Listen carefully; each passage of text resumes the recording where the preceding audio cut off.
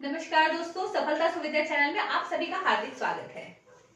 हम जिस चरण में हैं उसमें हम डिस्कस कर रहे हैं मेकिंग ऑफ कॉन्स्टिट्यूशन।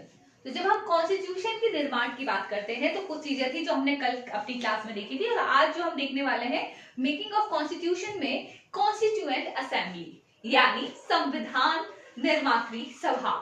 तो कॉन्स्टिट्यूएंट असेंबली वो सभा थी, वो लोगों का ग्रुप था जिन्होंने संविधान के निर्माण में अपना सहयोग दिया। तो पहली चीज जो पहला प्रश्न इसमें उपस्थित होता है कि संविधान सभा का निर्माण का आइडिया कहां से आया, ये विचार कहां से आया कि एक संविधान सभा की स्थापना की जाए और उसके पीछे का उद्देश्य क्या था। तो सबसे पहले मई 1946 में कैबिनेट मिशन प्लान के साथ ये विचार प्रस्तुत किया गया कि एक संविधान सभा का निर्माण होना चाहिए, वो संविधान सभा जो संविधान का निर्माण कर सके। तो कैबिनेट मिशन प्लान से हमारी जो कॉन्स्टिट्यूएंट असेंबली है उसके निर्माण की बात शुरू हुई। अब उसका ऑब्जेक्ट क्या था, क्यों इस संविधान सभा की जरूरत पड़ी? ब्रिटिश शर्त से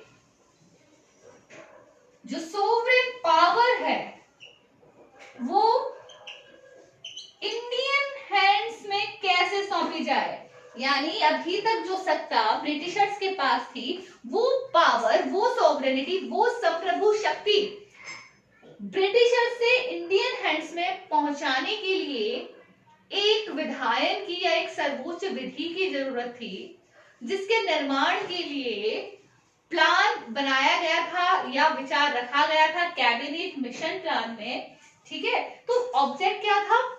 तो 1946 में संविधान सभा की स्थापना के पीछे का जो मुख्य उद्देश्य था वो था ब्रिटिशर से भारतीय हाथों में सत्ता की कमान को सौंपना।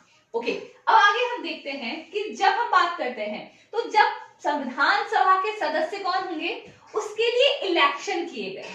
ओके, उसके लिए निर्वाचन हुए यानी चुनाव हुए और उन चुनावों के साथ चुनावों का जो तरीका था वो दो भागों में जो प्रोपोर्शनल जो रिप्रेजेंटेशन था, ठीक है, एक पर्टिकुलर अनुपात में जो प्रतिनिधित्व था, it was divided into two part, the first provincial legislature and second princely states.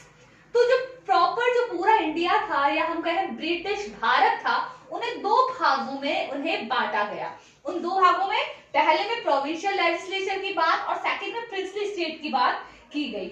और तो जब ये मई 1946 में जब ये विचार आया तो ये जो चुनाव वाला काम था, जो लोगों के सिलेक्शन वाला काम था, वो इलेक्शन जुलाई 1946 के अंत तक पूरा हो चुका था।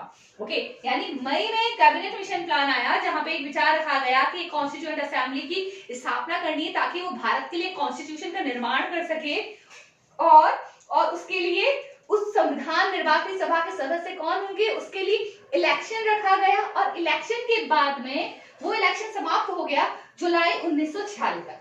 अच्छा, 1946 तक में इसमें एक खास बात ये थी कि ये जो प्रॉपर रिप्रेजेंटेशन हुआ था, ठीक है, उसमें ये जो असेंबली थी, assembly basically it is divided into 3 sections. इसे 3 सेक्शंस में बांटा गया था। Okay, Punjab, north west, Bengal और Assam and rest of the India. Okay, तो द एंटायर असेंबली के जो थी वो 3 सेक्शंस में डिवाइडेड थी। अब जब ये चुनाव हुए थे उसमें से 80 से अधिक सीटों पर मुस्लिम लीग जीती थी।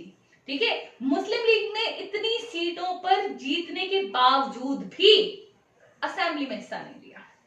ओके, तो मुस्लिम लीग उस समय अपना एक अलग प्रतिनिधित्व या एक अलग प्लान उनके दिमाग में चल रहा था, उनके पीछे का जो लॉजिक थे, उस लॉजिक के कारण उन्होंने कहां भाग नहीं लिया, उन्होंने भाग नहीं लिया इलेक्शन जीतने के बाद भी उस असेंबली के मेंबर रहे, उस रिप्रेजेंटेशन में, उस प्रोपोर्शनल रिप्रेजेंटेशन में भाग नहीं लिया जो संविधान निर्मात्री सभा के लिए दिया गया था। ओके, तो इस प्रकार से मई 1946 से जो बात शुरू हुई थी वो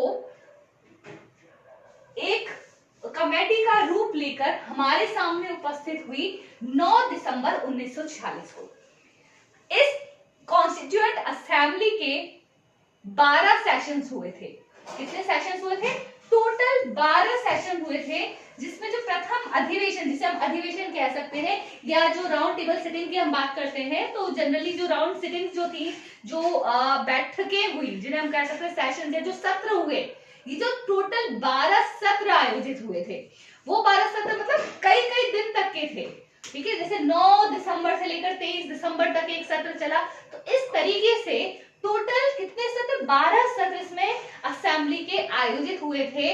वो शुरू हुए थे 9 दिसंबर 1946 को और वो समाप्त हुए थे 24 जनवरी 1950 को। तो इस प्रकार से 12 सत्र कॉन्स्टिट्यूएंट असेंबली के द्वारा किए गए थे इस संविधान के निर्माण के लिए।